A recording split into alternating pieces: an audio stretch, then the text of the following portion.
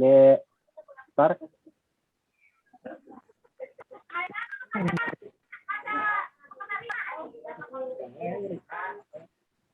Oke. Dah? Siap. Udah ya Pak, dimulai ya. Yo. Oke. Assalamualaikum warahmatullahi wabarakatuh.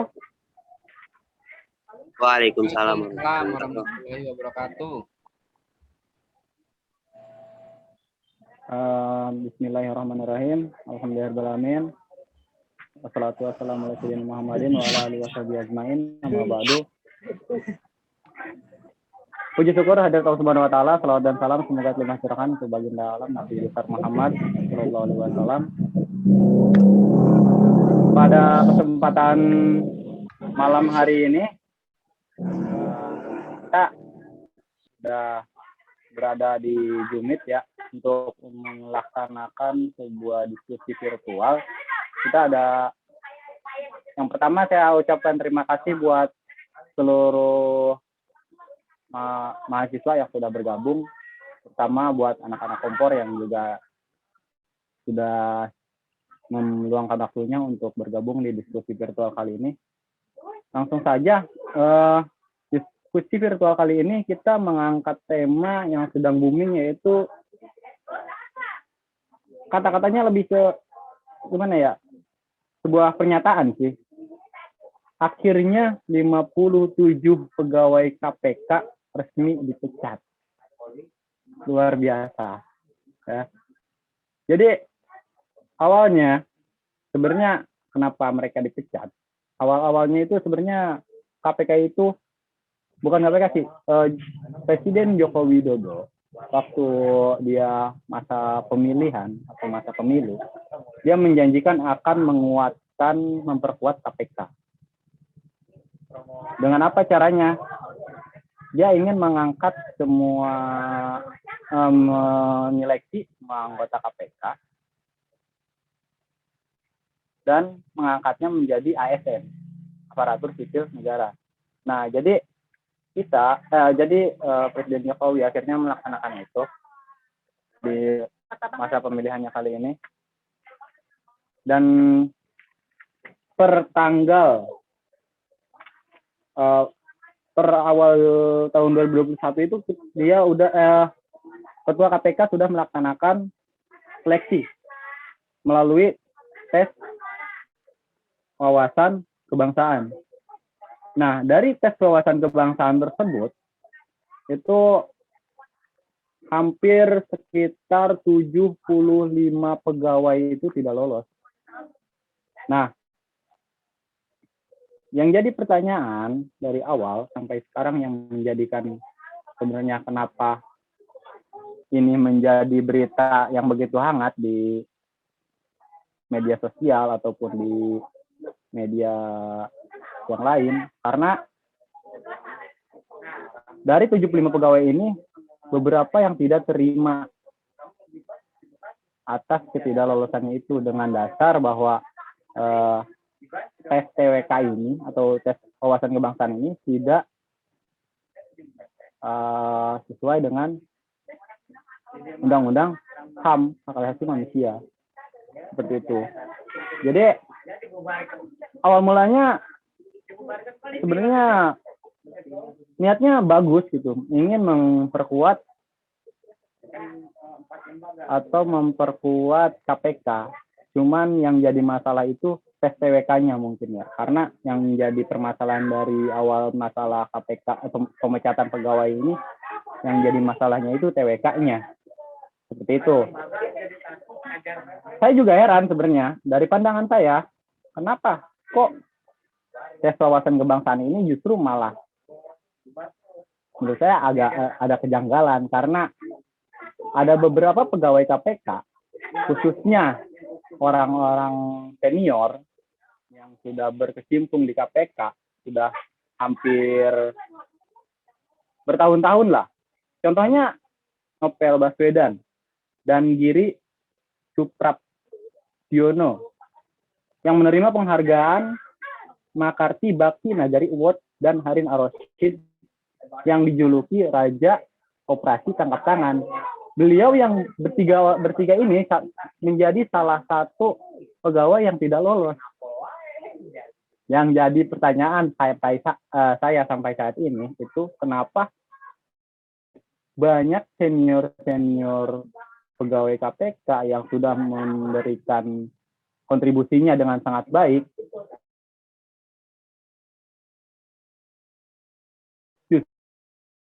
pecat gitu. Sebenarnya tujuannya ini apa sih di KPK ini? Apakah ingin memperkuat atau memperlemah? Justru sampai malahan mahasiswa dari BMSI, Badan Eksekutif Mahasiswa seluruh Indonesia, kemarin melakukan demonstrasi ke gedung KPK untuk menuntut, memberikan ultimatum kepada Bapak Presiden Joko Widodo untuk mengulang atau mempertimbangkan kembali lah untuk pemecatan 75 pegawai ini, khususnya sekarang yang lebih tepatnya 67 gitu. Jadi yang saya ingin diskusikan dengan teman-teman, apa sih pendapat teman-teman tentang TWK ini, tujuannya ini apa gitu. Mungkin ada sebuah tanggapan pertama mungkin dari masalah pemecatan dulu dah, masalah pemecatannya dulu. Dari siapa ya? Dari Pak Tony dulu deh, yang lebih tahu mengenai masalah ini. Silahkan Pak Tony, waktu dan tempatnya. Oke, assalamualaikum warahmatullahi wabarakatuh. Pertama-tama terima kasih teman-teman yang sudah bergabung dalam diskusi mingguan. Diskusi ini rutin ya, terbuka buat teman-teman untuk mengobrolkan berbagai macam masalah di negara kita ini. Siapa lagi kalau bukan kita, teman-teman mahasiswa yang respect, yang memberikan perhatian kepada masalah-masalah bangsa ya. Karena mau tidak mau teman-teman nanti yang bakal mengurus bangsa ini gitu ya. Dan untuk mengenai masalah KPK, saya ingin sedikit memberikan saya ingin mengumpulkan pertama ini ya.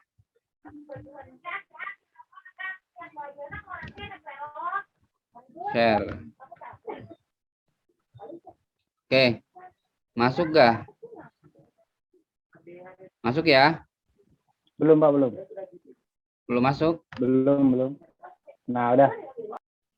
Oke. Kalau kita lihat mundur ke belakang ya, masalah KPK ini sebenarnya sudah dari pertama pembentukan KPK ini sudah dilanda banyak masalah. Masalahnya apa? Banyak sekali upaya-upaya untuk melemahkan KPK. Kita tahu kalau mundur ke belakang di zaman dulu banyak ketua-ketua KPK yang berintegritas itu disandung atau tersandung hukum. Kalau masih ingat teman-teman mungkin ya di zamannya Abraham Samad, beliau juga pernah tersandung hukum gitu ya, dipimpin beliau. Terus ada Bambang, beliau juga tersandung hukum. Mundur ke belakang ada Antasari Azhar yang tersandung hukum. Jadi kasus-kasus itu terus berulang akumulasi gitu ya. Sehingga pemberantasan korupsi di kita itu tidak pernah optimal gitu ya. Nah, mengacu ke kalau kasus TWK, kita bisa mundur ke tahun 2019 di mana waktu itu saya ada ininya nih, agendanya atau datanya. Pada tanggal 13 bulan 9 tahun 2019, KPK menetapkan ketua baru, yaitu Firly Bahuri, ini bukan G ya, tapi B. Bahuri diangkat menjadi ketua KPK. Pengangkatan ketua Firly ini agak menimbulkan banyak pertanyaan dari kalangan aktivis gitu ya.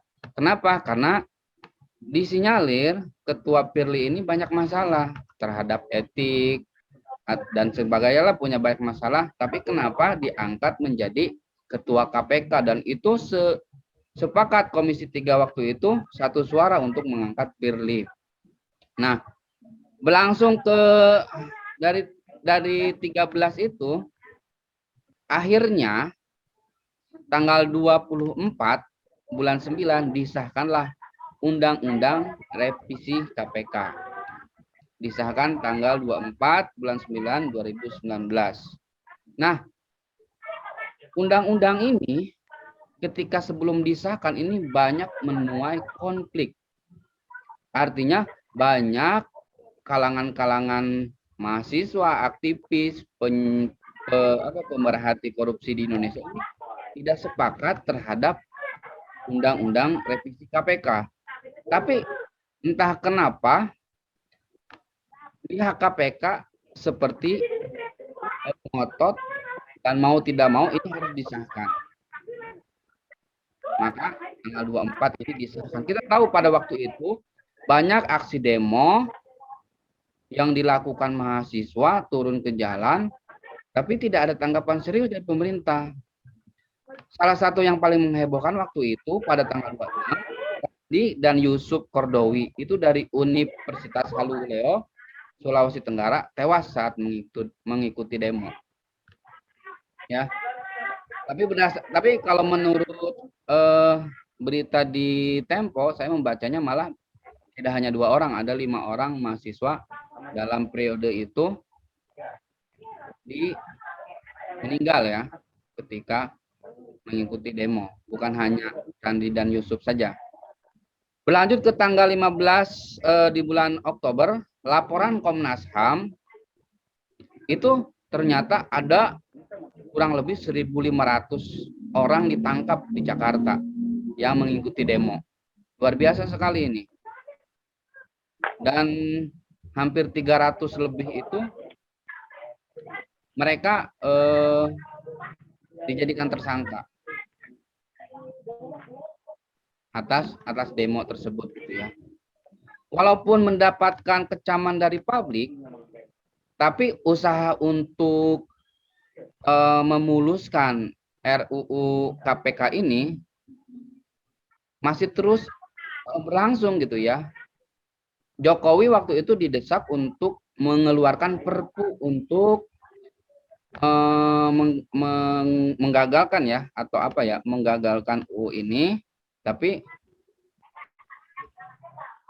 akhirnya tidak jadi karena dia beralasan ingin melihat prosesnya di Mahkamah Konstitusi. Dan akhirnya tanggal 17-nya UU revisi KPK mulai berlaku tanggal 17 bulan 10. Nah, apa sih yang dipermasalahkan dari Undang-Undang Revisi KPK ini? Kita lihat ada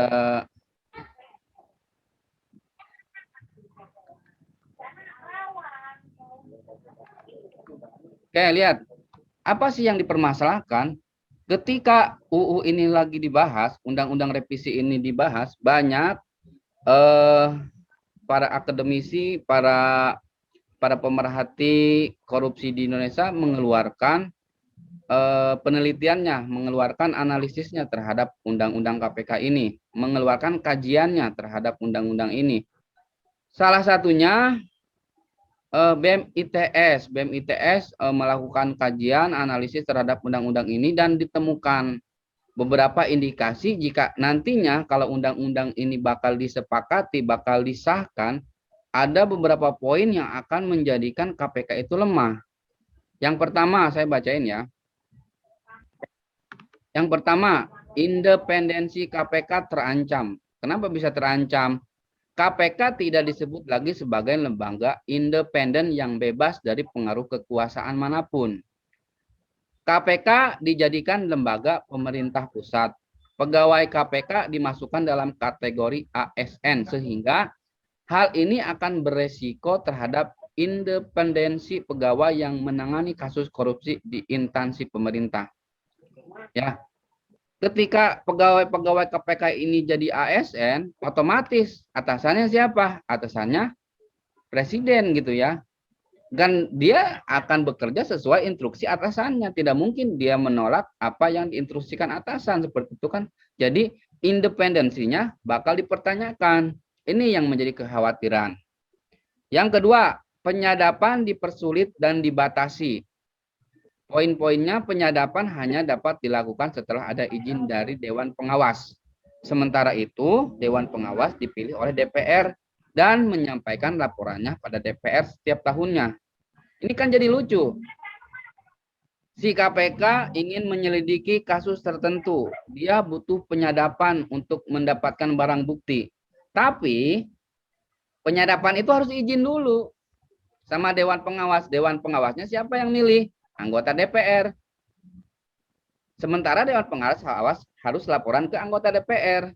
Agak sangat sulit dan sangat berbelit-belit prosesnya ketika KPK akan melakukan tindakan penyadapan. Sebelum-sebelumnya banyak pejabat-pejabat yang tersadapkan oleh KPK dan percakapannya dipublikasi, akhirnya terbongkarlah kasus-kasus besar seperti itu. Dan ketika penyadapan ini dipersulit, akan sulit membatasi penggerak KPK. Selama ini penyadapan seringkali menjadi sasaran yang ingin diperlemah melalui berbagai upaya, mulai dari jalur pengujian undang-undang hingga upaya revisi undang-undang KPK. Korupsi merupakan kejahatan yang luar biasa dan dilakukan secara tertutup, sehingga bukti-bukti dari penyadapan sangat berpengaruh signifikan dalam membongkar skandal korupsi. Penyadapan diberikan batas waktu 3 bulan, padahal dari pengalaman KPK, menangani kasus korupsi, proses korupsi yang akan membutuhkan waktu yang lama dengan persiapan yang matang. Aturan ini tidak melihat kecanggihan dan kerumitan kasus korupsi yang terus berkembang. Polemik tentang penyadapan ini semestinya dibahas secara komprehensif karena tidak hanya KPK yang memiliki kewenangan melakukan penyadapan. Artinya kasusnya sudah semakin canggih, tapi kewenangan KPK semakin diperkecil gitu.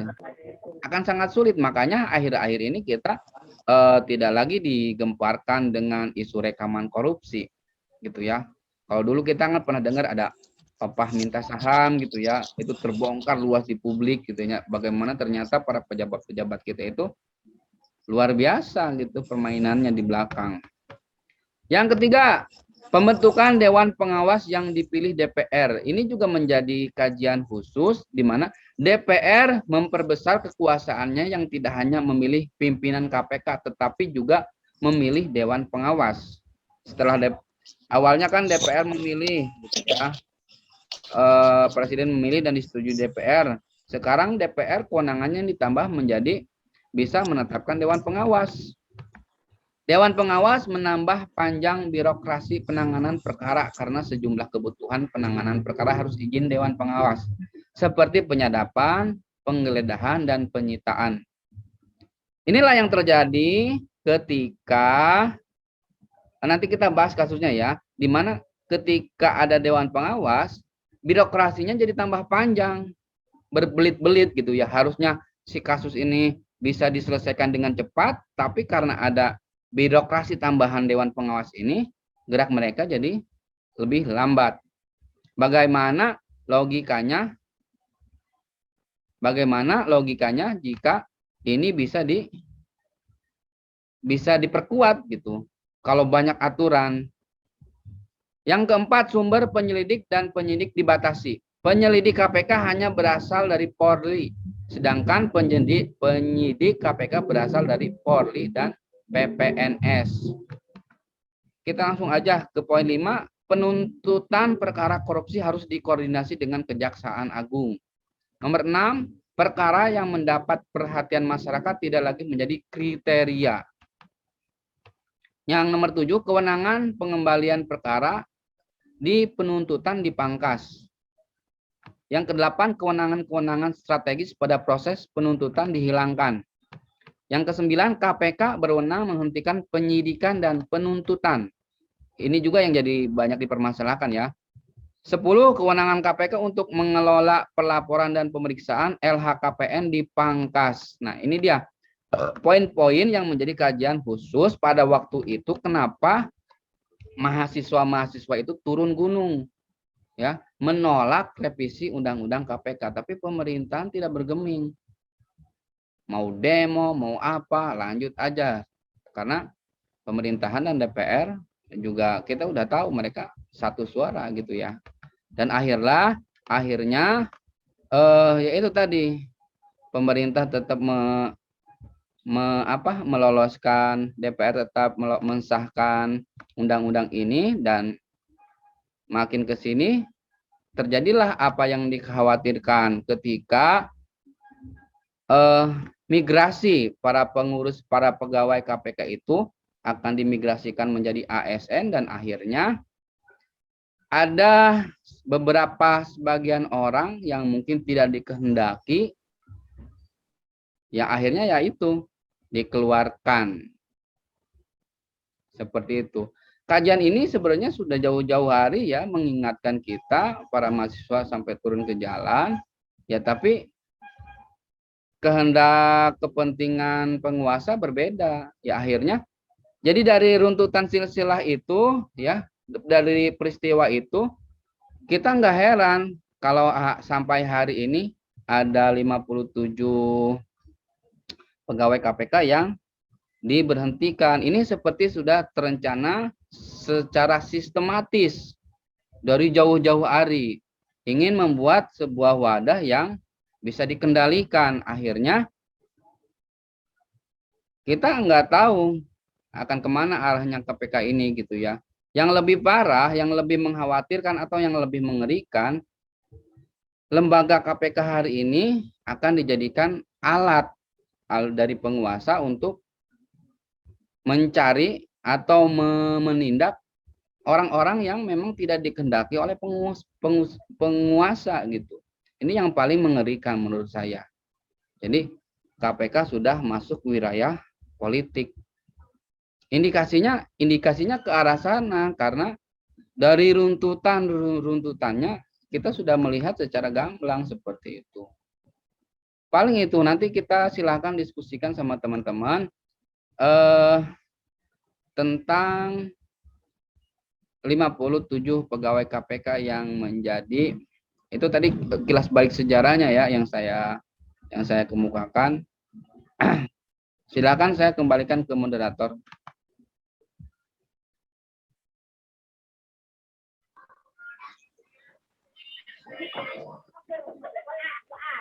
Ya, terima kasih Pak Tony dari berbagai pencerahannya tadi mengenai sejarah KPK yang memang dari awal undang-undang revisi KPK ini sudah menjadi masalah sejak awal ya, karena ya tadi poin-poinnya ada beberapa poin yang melemahkan KPK. Mana ya emang janji Pak Presiden sendiri yang mengatakan bahwa ingin memperkuat KPK, justru malah melemahkan dan membatasi pergerakan KPK gitu. Nah, kembali lagi, mungkin benar dengan apa yang dikatakan Pak Tony, karena ini tes wawasan kebangsaan ini mungkin menjadi salah satu langkah dari pemerintahan untuk melemahkan KPK. Buktinya apa? Dari tadi ya emang sudah saya sampaikan bahwa TWK ini membingungkan gitu. Kenapa membingungkan? Karena saya menganggap bahwa TWK ini hanya menjadi sebuah formalitas, ingin mengeluarkan pegawai-pegawai terintegritas. Contohnya seperti Novel Baswedan dan Giri Suprapiono dan Harun Al-Rashid. Kita tahu bahwa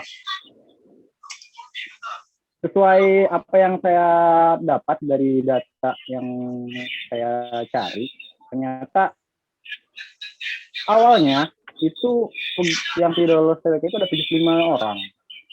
Dan dari 75 orang itu ada 24 yang melakukan pembinaan supaya terangkat jadi ASN. Nah, 51 lainnya terancam diberhentikan. Yang menjadi pertanyaan saya sekarang bahwa yang dari 24 itu bagaimana pemerintah ataupun ketua KPK tersendiri atas dasar apa dia ingin mengangkat dari 75 itu hanya 24 gitu. Dasarnya dari mana dia mengambil 24 orang itu? Apakah karena ada sesuatu Taliban atau apa? Saya tidak tahu. Mungkin nah, dari tanggal 1 Juni kemarin tahun 2021, tepatnya hari Selasa, yang kita tahu 1.271 pegawai KPK jadi ASN. Itu sudah pelantikan bahwa 1.271 itu sudah resmi menjadi ASN KPK. Dan saya bingung, kenapa di pengangkatan itu tidak ada pembahasan tentang polemik TWK ini. Itulah yang saya bingungkan. Karena menurut saya sih tersebut dibahas kriterianya yang tidak sesuai, apakah karena hanya TWK saja. Mungkin itu menjadi pertanyaan besar, apakah pemerintah sedang oleng atau sedang melaksanakan sesuatu hal yang lain seperti itu. Tadi yang itu sih apa, Dewan Pengawas yang dipilih dari DPR. Nah, yang saya bingung, KPK itu kan kebanyakan menangkap para koruptor itu dari DPR, gitu. Bukan begitu? Karena iya benar. Sudah berasal dari DPR, ya kan? Iya kan? Iya. Tapi kenapa Dewan Pengawasnya dipilih dari DPR? Nah, yang kita tahu lah DPR nanti bagaimana? Mungkin dia akan memilih rekannya yang bisa kong kali kong agar bisa melakukan hal korupsi dengan rakyat seperti itu. Dia ingin menggelapkan uang negara, namun biar tidak ketahuan. Nah, mungkin. Nah, itu justru itu sangat membatasi gitu kan? Iya. Menurut saya sih apa ini emang ada hal yang ada tujuan tertentu yang kita tidak ketahui dan hanya bertanya-tanya namun tidak ada jawaban. Karena yang seharusnya kita itu kan negara demokrasi ya. Ketika emang rakyat sedang mendemonstrasikan bahwa kita tidak setuju dengan revisi Undang-Undang KPK, seharusnya setidaknya lah Presiden ataupun pemerintahan pusat menanggapi atau mungkin merevisi ulang bahwa kita sudah menangkap bahwa di poin-poin itu ada poin-poin yang melemahkan KPK begitu. Contohnya tadi dari penyadapan yang dipersulit. Nah, ya emang benar dari kata Pak Tony, proses korupsi itu sangat tertutup, betul kan?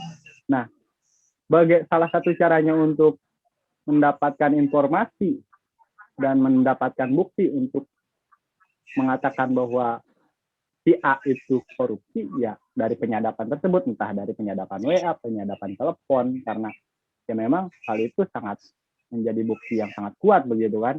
Tapi dengan dipersulitnya seperti ini ya menurut saya ada tujuan lain dari pemerintah bahwa KPK ini sebenarnya akan dijadikan apa gitu.